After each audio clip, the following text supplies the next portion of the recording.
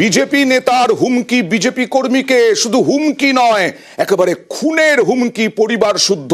নমস্কার, আমি অয়ন দুপুর আড়াইটে চলে এসেছি নিউজ 18 বাংলার স্টুডিওয়ে।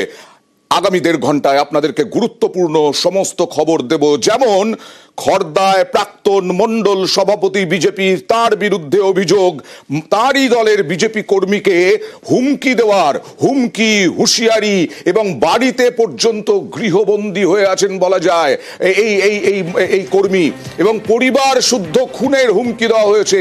কার বিরুদ্ধে অভিযোগ, তিনি কে, কত বড় মাপের নেতা, কি হুমকি দেওয়া হয়েছে, সরাসরি চলে যাব সুবীরের কাছে। সুবীর, সম্পর্ক কি এই বিজেপি কর্মীর সঙ্গে ওই প্রাক্তন মণ্ডল সভাপতির? দেখো অয়নদা, বিজেপি কর্মী গোপাল দাস পানিহাটি আজাদিনগরের বাসিন্দা, তিনি তার পরিবার নিয়ে থাকেন। কিন্তু এই যে খড়দহ মণ্ডল 4-এর যিনি প্রাক্তন সহসভাপতি রয়েছেন রূপম দাস, তিনি কেন এইভাবে প্রাণনাশের হুমকি দিলেন ফোন করে তার পরিবারকে এবং বিজেপি কর্মীকে, এটাই কিন্তু তিনি বুঝে উঠতে পারছেন না। গত পরশুদিন রাত্রিবেলা থেকে কিন্তু এই হুমকি ফোন আসে এবং গতকালও কিন্তু সেই একইভাবে হুমকি ফোন আসে। যখন এই বিজেপি কর্মীকে হুমকি দেওয়া হয়, সে সময় তার স্ত্রী যিনি রয়েছেন গীতশ্রী দাস, তিনি সেই ফোনটি নেন এবং ফোনটি নিয়ে কিন্তু যখন তিনি কথা বলতে যান তখন তার থেকে তার নাম্বার নেওয়া হয়, ফোন নাম্বার। তখন তিনি কিন্তু তার স্বামীকে ফোন না করে তার নাম্বার দেন তাকে, তার সাথে কথা বলার জন্য। যখন সে তার নাম্বার দেয় তখন তার স্ত্রীকে ফোন করে সেই একইভাবে হুমকি দেওয়া হয় এবং পরিষ্কার তার স্ত্রীকে বলা হয় যে বিজেপি কর্মী গোপাল দাসকে মার্ডার করে দেবো, তাকে কিন্তু বেশি বাড়াবাড়ি করতে বারণ করো। এবং এমনই চাঞ্চল্যকর বিষয়, অর্থাৎ বিজেপির একজন নেতা সেই বিজেপি কর্মীকে হুমকি দিচ্ছে এবং এই নিয়ে কিন্তু যথেষ্ট শোরগোল পড়ে গিয়েছে পানিহাটি এলাকায়। দেখা যাক সেই অডিও নিউজ 18 বাংলার হাতে, যে অডিওতে হুমকি, হুঁশিয়ারি, দেখা যাক কি দেওয়া হচ্ছে প্রাক্তন মণ্ডল সভাপতির পক্ষ থেকে।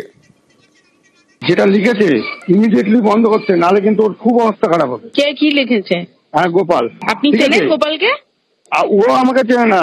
আপনি কে বলছেন আমাকে একটু বলুন। হ্যাঁ, আমি রূপম দাস বলছি। আপনি আমাকে চেনেন? আমাকে কেন খিস্তি করছেন? আপনি করছেন আমাকে মার্ডার করবেন। আমি গোপালকে করব, ও যে লিখেছে ওকে মার্ডার করব।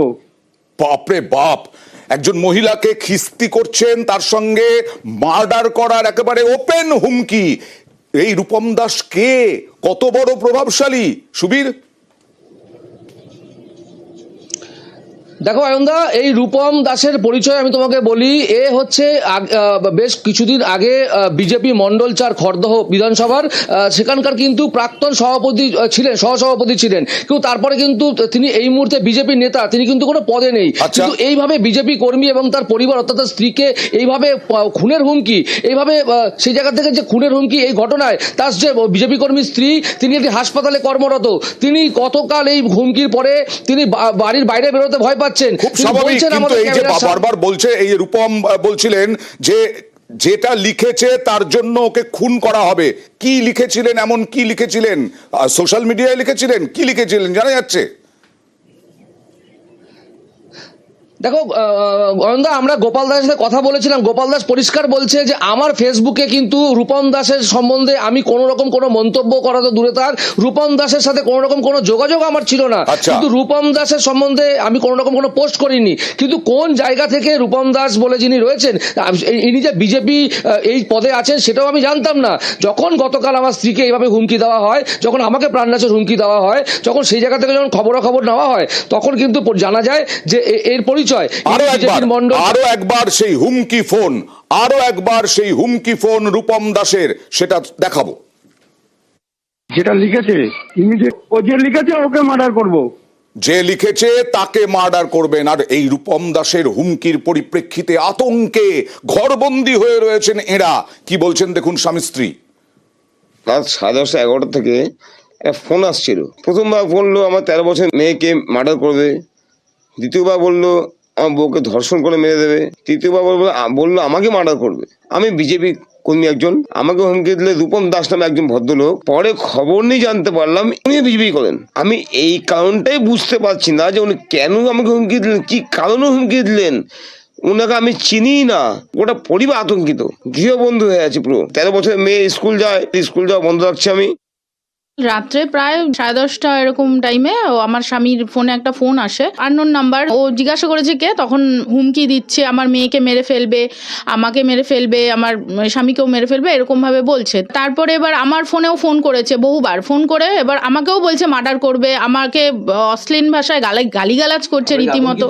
অবশ্যই আতঙ্কিত। আমি এখন এই মুহূর্তে আমি কাজে যাব কিনা আমি চিন্তা করছি, বাড়ির থেকে পা বাইরে বের করবো কিনা আমি সেটা নিয়েও চিন্তিত। খুব স্বাভাবিক, এইরকম একটা ফোন পেলে সবাই আতঙ্কিত হবে। আমি সুবীরের কাছে যাবো। সুবীর, দুটো জিনিস, এক হচ্ছে পুলিশে অভিযোগ তো জানানো হয়েছে, পুলিশ কি পদক্ষেপ করছে, আর বিজেপি নেতৃত্ব কি বলছেন?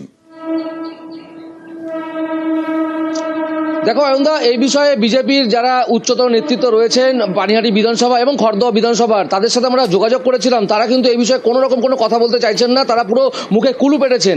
এবং এই যে গোটা ঘটনা, সেই ঘটনায় কিন্তু অভিযুক্ত যে বিজেপি নেতা রয়েছেন, যে এই হুমকি দিয়েছেন রূপম দাস, তার বিরুদ্ধে কিন্তু লিখিত অভিযোগ দায়ের করেছেন এই বিজেপি কর্মী এবং তার পরিবার ঘোলা থানায়। এবং এই অভিযোগের ভিত্তিতে কিন্তু ঘোলা থানার পুলিশ তদন্ত শুরু করেছে।